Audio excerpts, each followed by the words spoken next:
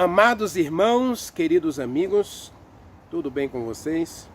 Que a graça maravilhosa de Jesus Cristo, o grande amor de Deus e a comunhão do Espírito Santo esteja com você, esteja em você e esteja também com toda a tua família. Meu querido, muito obrigado pela inscrição no canal, muito obrigado pelos likes, muito obrigado por compartilhar esta mensagem e muito obrigado por assistir o vídeo até o final. Deus é contigo.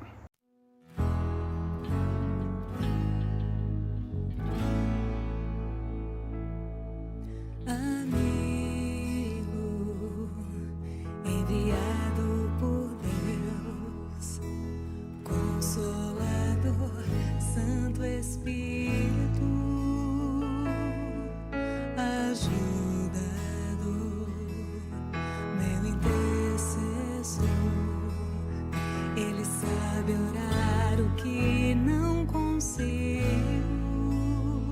seus gemidos intercedem por mim ao trono, no santíssimo lugar. Me leva, Espírito, conheces meu interior, vem me moldar.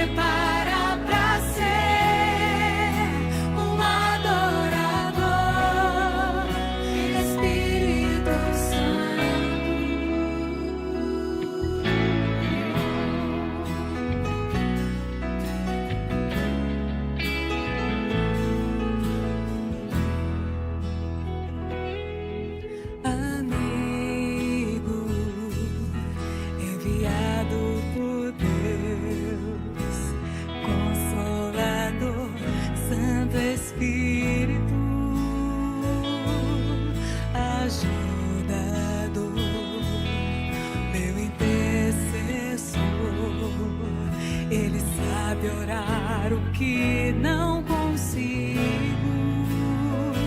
seus gemidos intercedem por mim ao trono, no santíssimo lugar.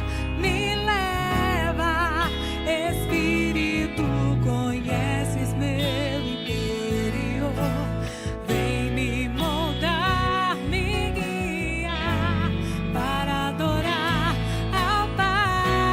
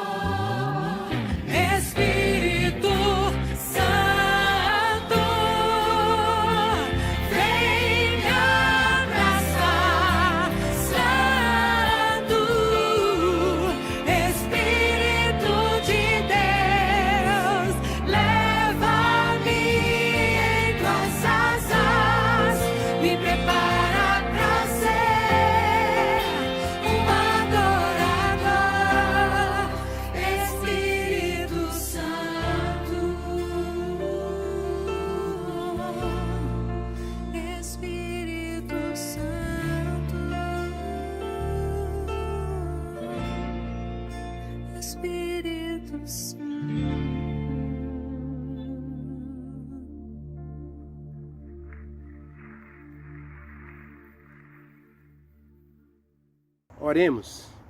Maravilhoso Deus, meu Pai, Criador dos céus e da terra. Obrigado, meu Deus, porque o Senhor nos escolheu antes da fundação do mundo. Antes mesmo de haver qualquer pecado, o Senhor escolheu a todos nós. Ou melhor, o Senhor predestinou a todos nós para a salvação. Muito obrigado. Muito obrigado porque o Senhor nos incluiu no teu projeto. Ou melhor, muito obrigado porque o Senhor não desenvolveu o projeto sem pensar em nós, em todos nós. Muito obrigado, meu Deus. Tu és um Deus tão bom, tão rico, tão maravilhoso, tão amoroso, que nós muitas vezes não o compreendemos. E por não compreendermos ao Senhor, não o aceitamos. Muitas vezes o rejeitamos, o negamos e o desprezamos. Diz a Bíblia em Isaías capítulo 53 que Jesus Cristo foi desprezado, ele foi humilhado, ele foi rejeitado, mas ele não desistiu de nenhum de nós. Louvado seja o teu nome, meu Deus. Muito obrigado por nunca desistir de nós. Muito obrigado, porque dia a dia o Senhor está olhando dos céus, diz o Salmo 14, versículo 3, que o Senhor está olhando dos céus para cada um de nós. Continue olhando, Senhor. Mas, por favor, não apenas olhe, assista-nos. E não apenas assista-nos, abençoe-nos. Toca na gente, cure a gente, transforme a vida da gente. Faça um milagre na vida de cada um de nós. Meu querido Deus, tem muita gente passando por problemas muito sérios devido às intempéries da vida, não é? Então, Senhor, socorre todos aqueles que estão passando por dificuldades e problemas, seja ele de ordem natural, seja ele de ordem física, seja ele de ordem espiritual. Tenha misericórdia de cada um dos teus filhos e filhas, e aqueles que estão sendo perseguidos, aqueles que estão presos, aqueles que estão encarcerados, seja no cárcere físico, seja no cárcere da alma. Meu Deus, liberta teus filhos encarcerados. Traz liberdade para todos nós, meu Deus. Cure a gente em todas as áreas da nossa vida. Faz um milagre em todos nós. E abençoa-nos agora, Pai. Queremos estudar a Tua palavra. Queremos entender a Tua palavra. Precisamos da bênção do Espírito Santo para iluminar a nossa mente e nos dar entendimento e compreensão a fim de praticarmos a Tua palavra. Aceita todos nós na Tua presença e abençoa-nos. Nós oramos e Te agradecemos em nome de Jesus Cristo. Amém. Amém. Amados, Tessalonicenses capítulo 4. Esse assunto da santificação é um assunto muito sério e ele permeia todo o Novo Testamento, tá bem?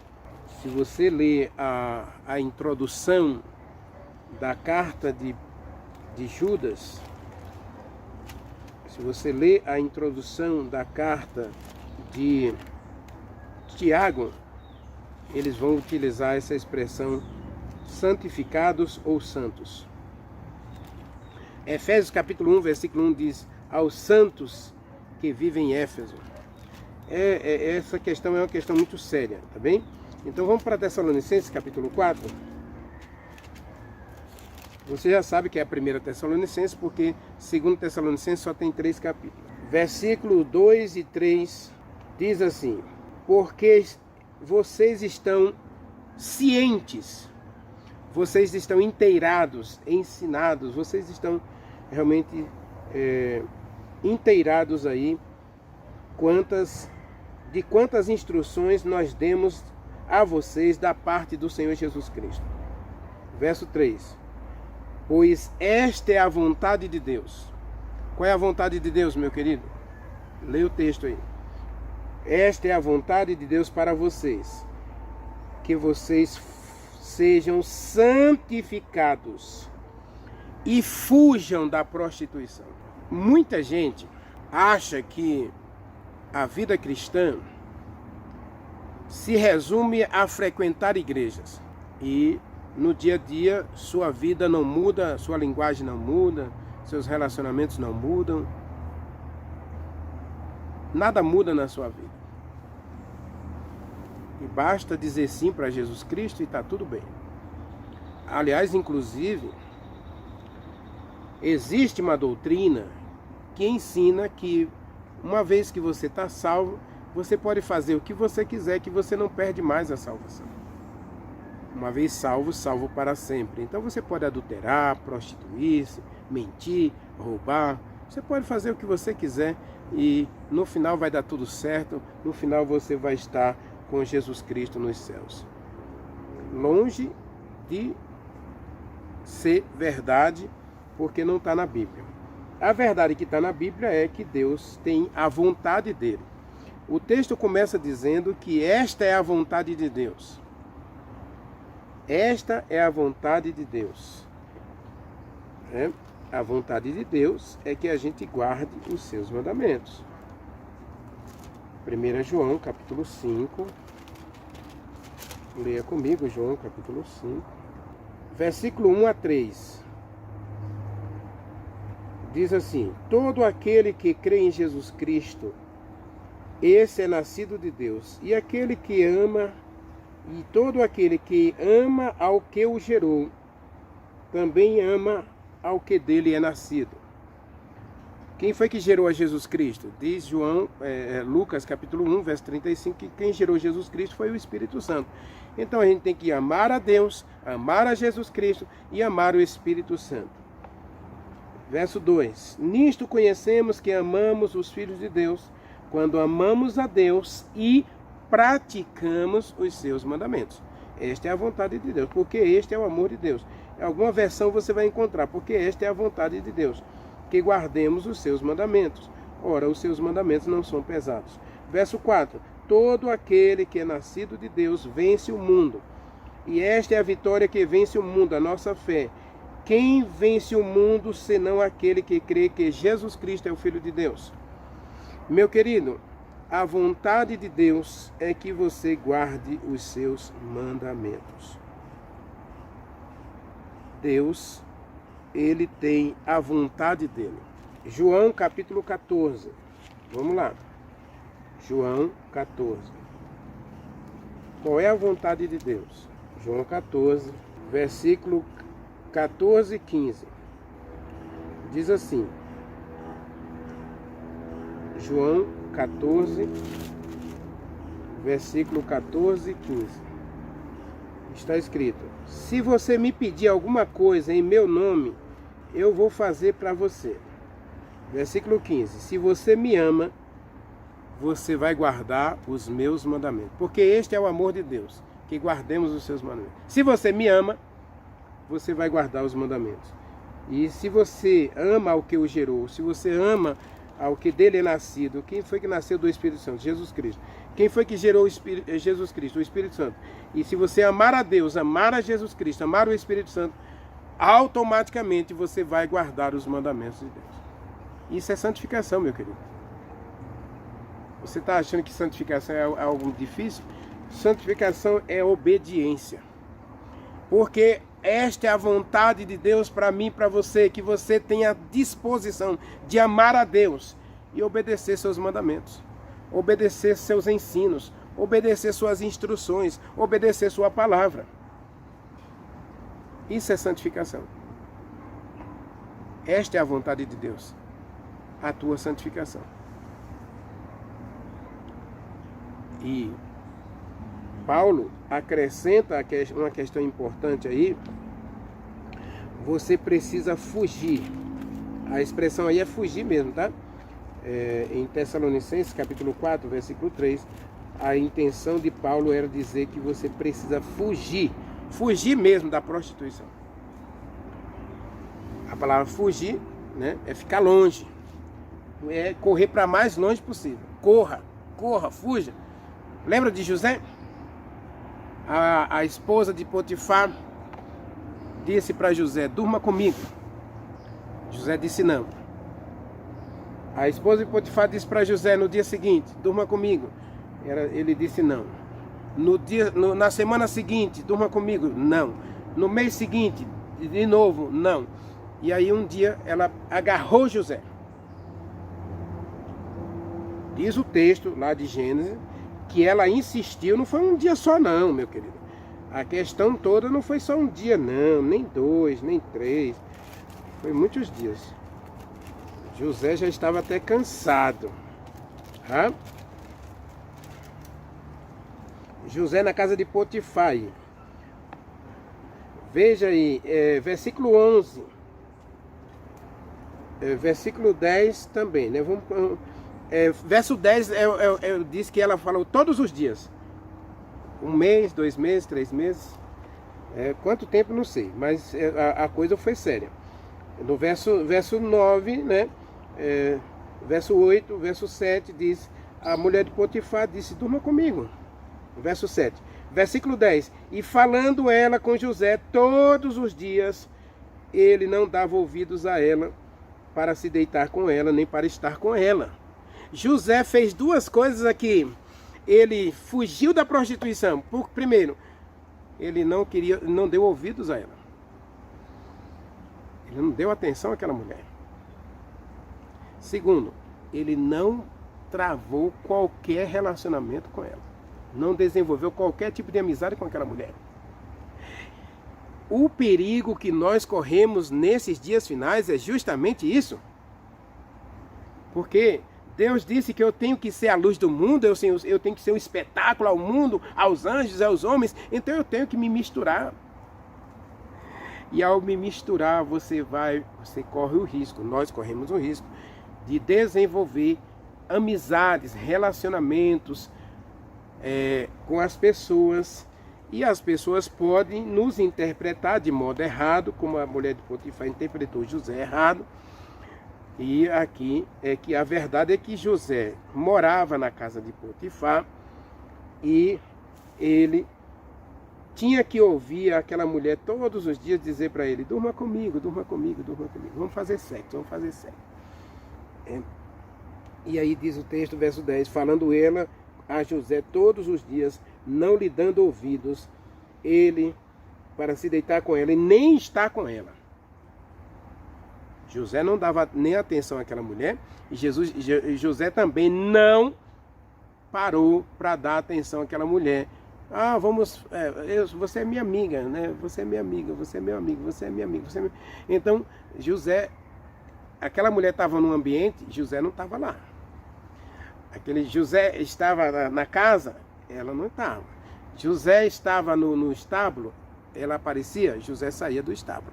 José ia para o celeiro lá do trigo, das rações. Ela ia lá falar: José, deite comigo. José saía fora.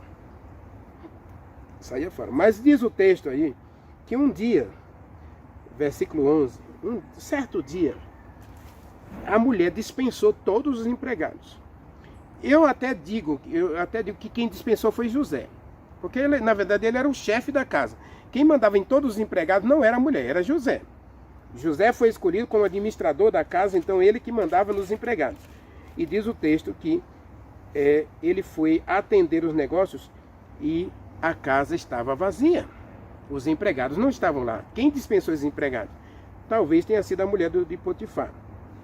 Embora ela não tivesse tal autoridade. Mas ela queria um ambiente solitário para forçar José a ter uma relação com ela. E aí José apareceu lá na casa, não é? E não tinha ninguém na casa. Todo mundo recebeu férias nesse dia. Todo mundo entrou de recesso nesse dia. E aí José não teve recesso para ele, né? Ele foi atender os negócios e lá, quando chegou em casa, estava só a mulher. E agora a mulher agarrou José pelas vestes, diz o verso 12, e gritou com ele: deita comigo, é hoje. Hoje não tem ninguém aqui, hoje você não tem desculpa para não dormir comigo. E agora diz o texto aí, verso 12, né? Ele, porém, deixando as vestes. Essa expressão deixar as vestes aqui, meu querido, embora muitos comentaristas não concordem comigo, eu acho que José, nesse momento, ele teve um pouquinho de fraqueza. Eu diria até que, a princípio, ele aceitou a oferta. Mas, no meio da conversa ali, do pega-pega, ele se arrependeu e fugiu. Isso é uma opinião minha, tá bom? Porque o verso aqui diz que ela pegou as vestes dele, é verdade. Mas diz que ele deixando as vestes aos pés dela, ou nas mãos dela. Ora, José, ela arrancou a roupa de José à força? Não creio, tá bom? Não creio, porque o verbo deixar aqui é um ato que eu estou dizendo aqui, eu pego esse óculos aqui e deixo aqui. Né? Ou alguém pegou o óculos, arrancou o óculos aqui, tirou o óculos aqui da minha, então eu deixo aí na mão da pessoa. Pode ser também isso, né? José estava com a roupa, uma capa, né? E saiu correndo, né? Deixando as vestes na mão dela, fugiu. Vendo ela que ele fugiu, então ela agora vai levantar calúnia contra ele. Então a expressão aqui é fugir mesmo. José fugiu da prostituição. Renivaldo, aí não é adultério? José não era casado, tá bom? José era solteiro. Então para José era prostituição. Para a mulher era adultério. Mas para José era prostituição. Sexo sem casamento, né? Então José fugiu da prostituição. Por que, meu querido, a questão é tão séria? Se você voltar para o texto de Tessalonicenses, você vai ver no capítulo 4, Paulo vai falar justamente duas coisas antes de falar da prostituição. Primeiro, ele diz aí no versículo 3, né? Tessalonicenses, capítulo 4, verso 3. Tessalonicenses 4, versículo 3. Observe. Pois esta é a vontade de Deus. Qual é a vontade de Deus? É que você se envolva em prostituição? Não. A prostituição não faz parte do meu relacionamento com Deus e com o meu próximo. Então eu tenho que observar qual é a vontade de Deus. Renivaldo, qual é a vontade de Deus em relação ao sexo? Vamos lá. Gênesis capítulo 2, verso 18. Gênesis 2, 18. Olha a vontade de Deus, tá bem? Não é bom que o homem viva só. Vou dar a ele uma esposa. A expressão auxiliadora aqui também pode ser traduzida como esposa, tá bem? Vou dar a ele uma esposa que ele seja idônea. Versículo 19. Né? E aí depois no verso 24, Deus diz assim: deixará o homem seu pai, deixará o homem a sua mãe e se unirá em casamento com a sua esposa e os dois serão uma só carne. Então essa é a vontade de Deus. E José entendeu direitinho isso aí. Qual é a vontade de Deus, Renivaldo? A vontade de Deus é você ser casado. Mas eu não quero me casar. Então esqueça sexo. Sexo não é para solteiro, sexo é para casado. E se você está buscando a santificação, a santidade, você vai se separar para Deus. Então a prostituição não vai fazer parte do seu dia a dia em qualquer relacionamento. Por quê? Porque você é santo. Você é dedicado a Deus. E a palavra prostituição aqui é quebra de aliança. Prostituição é quebra de aliança. Tanto é que Paulo vai dizer em Coríntios que todo pecado cometido no corpo é fora do corpo. Mas o que se prostitui peca contra o seu próprio corpo. Portanto, meu querido, minha querida, a prostituição é uma quebra de aliança. Então, se eu tenho uma aliança com Deus, eu vou fugir de todo tipo de prostituição. Prostituir é alterar, quebrar regras ou normas. Já viu falar na questão normal? É normal. Mentira. É anormal.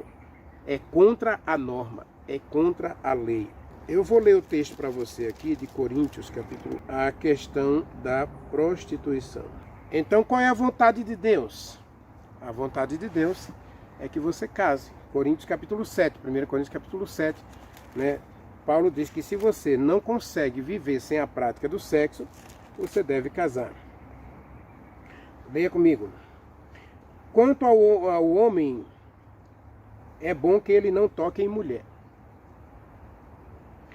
Mas por causa da impureza, a palavra impureza aí você pode trocar por prostituição, por causa da prostituição, cada homem deve ter sua própria esposa e cada esposa deve ter seu próprio marido.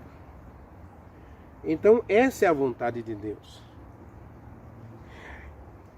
O cristianismo moderno está com um grave problema justamente aí. Nós estamos passando por um problema sério porque nós desconhecemos a vontade de Deus. As igrejas, inclusive, pararam de pregar acerca do casamento. Aliás, você nem vê mais falando, você raramente assiste uma cerimônia de casamento nas igrejas. Embora o casamento verdadeiro, o casamento normal, o casamento legal é o casamento civil, né? Onde você vai a um cartório e você assina uma documentação, né, com as normas do casamento e você faz um juramento diante de um juiz, diante de um tabelião, para assumir o compromisso da aliança do casamento. Esta é a vontade de Deus. E Paulo está dizendo aqui para você fugir da prostituição. Porque esta é a vontade de Deus, a tua santificação. E meu querido, não tem um pecado que esteja mais destruindo jovens cristãos de todas as idades do que o sexo. Eu sei que muita gente não gosta que a gente fale desse assunto, não assiste a mensagem até o final. Quando a gente começa a tocar no assunto do sexo, muda de canal ou cancela a inscrição. Eu tenho que tocar nisso aqui. Eu tenho que tocar porque o Espírito Santo não mente. O Espírito Santo, ele fala justamente sobre a questão dessa. Leia comigo aí o capítulo 6, versículo 12 em diante. 1 Coríntios, capítulo 6, versículo 12 em diante. Todas as coisas me são lícitas, mas nem todas me convêm. Todas as coisas me são lícitas, mas eu não me deixarei controlar ou ser dominado por nenhuma delas. Os alimentos são para o estômago e o estômago para os alimentos, mas Deus destruirá tanto este quanto aquele. Porém, o corpo não é para a prostituição. O corpo não é para a prostituição, mas para o Senhor, e o Senhor para o corpo. Renivaldo, como é que eu sei que aí é prostituição? Continue lendo comigo. Agora o verso 16. Ou você não sabe que o homem que se une a uma prostituta forma um só corpo com ela? Porque, como se diz, serão os dois uma só carne. Mas aquele que se une ao Senhor é um espírito com ele. Fugir da prostituição. É a mesma expressão lá de Tessalonicenses. Abstenhais da prostituição, né? Fujam da prostituição, é a mesma coisa, né? Verso 16. Fuja da prostituição. Verso 18, desculpe, né? Qualquer outro pecado que uma pessoa cometer é fora do corpo, mas aquele que pratica a imoralidade sexual peca contra o seu próprio corpo. Acaso você não sabe que você é santuário de Deus e que o Espírito Santo habita em você? O qual você tem da parte de Deus e que você não pertence a você mesmo? Você foi comprado por preço. Agora, pois, glorifique a Deus no seu corpo. Isso é santificação, meu querido. Qual é a vontade de Deus? A minha santificação.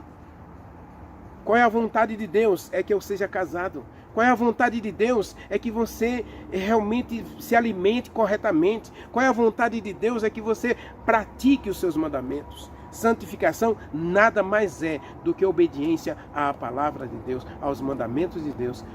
às instruções, aos ensinos, aos estatutos e juízos de Deus. Esta é a vontade de Deus. E o que é santificação? É você cuidar do seu corpo. Não é só a prostituição, lógico, né? Mas existem muitas outras coisas que a gente coloca no nosso corpo que só destrói o nosso corpo. Então, meu querido, minha querida, o texto de Tessalonicenses, capítulo 4, a vontade de Deus se expressa em perfeita obediência aos santos mandamentos de Deus. Então, jovem, então, meu querido irmão, minha querida irmã, se você quer ter uma vida sexual ativa, você primeiro precisa namorar, noivar e casar. O livro Lar Adventista diz que esse é o processo, é o caminho da felicidade dos lares. Namoro, noivado e casamento. Depois sexo. Cuidado, porque hoje Satanás está destruindo muita gente de todas as idades por causa da prostituição. Eu já disse nessa série, e o Espírito Santo volta a repetir para todos nós, ele volta a insistir conosco, que a prostituição é um problema. Prostituição é um problema. Então nós devemos correr para os braços de Jesus Cristo.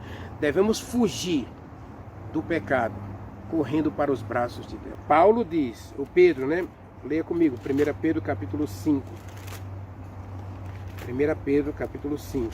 Eu vou ler o último texto aqui para a gente encerrar essa mensagem. Eu não quero gastar muito tempo com essa mensagem não, porque a gente vai voltar para Tessalonicenses para trabalhar os versos 7 e 8 na próxima mensagem. Leia comigo, 1 Pedro capítulo 5. 1 Pedro capítulo 5, a partir do versículo 6. Diz assim: humilhai-vos debaixo da potente mão de Deus, ou da poderosa mão de Deus,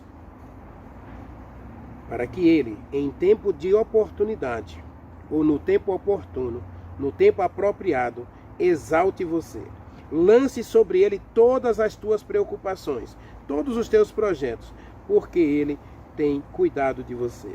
Verso 8, seja sóbrio, vigie, o diabo está tentando destruir você, como leão, ele está rugindo ao redor de vocês, tentando destruir vocês.